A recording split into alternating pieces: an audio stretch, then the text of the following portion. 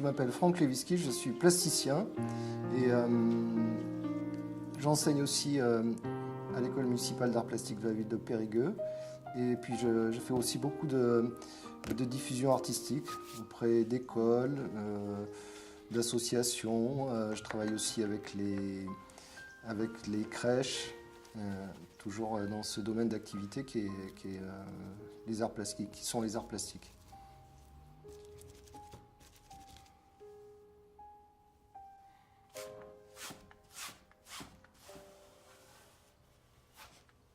Un tableau, il raconte, on intervient sur une surface avec une matière qui est la peinture, avec des outils, peu importe lesquels.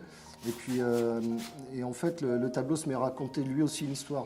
C'est pas une matière, inerte. Elle réagit et elle fait réagir celui qui intervient. Elle fait réagir le peintre. Donc c'est vraiment un dialogue lorsqu'on se met à peindre. Donc ces sentiments. Les sentiments arrivent, repartent, selon l'histoire que le tableau vous raconte aussi.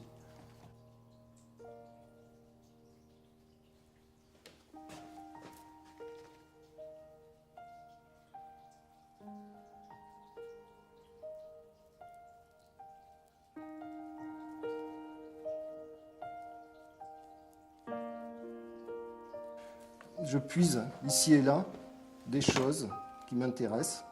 Et après, j'ai aussi pas mal de thèmes comme ça qui m'obsèdent, mais dans le bon sens du terme, qui ont toujours suivi ma vie.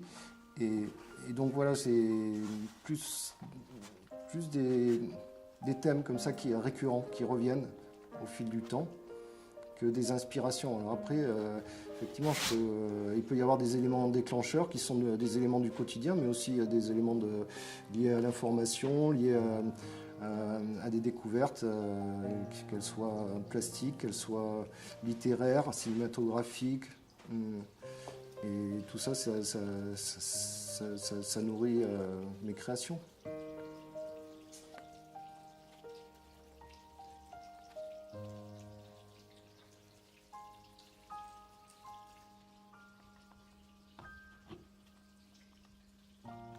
Et dès que j'ai commencé à créer, pour moi c'est entre guillemets vital, mais c'est normal, quoi. Je pourrais pas m'en passer, je peux pas m'en passer. Il y a beaucoup de peintres que j'aime profondément, qui m'inspirent. Ce serait vraiment prétentieux parce que je vais citer que des grands peintres. Si je devais en citer, bon, il y a Velázquez, bien sûr. Enfin, pas bien sûr, Velázquez, j'adore Velázquez. J'adore les autoportraits de Rembrandt. J'aime Eugène Leroy, qui est un peintre de la fin du XXe, un peintre français, qui crée en accumulant de la matière comme ça jusqu'à effacer son sujet. Et donc voilà, ce sont vraiment les trois peintres que je vénère par-dessus tout. Et après, il y a plein de peintres, toute la période expressionniste, qu'elle soit américaine, européenne, je l'aime beaucoup aussi.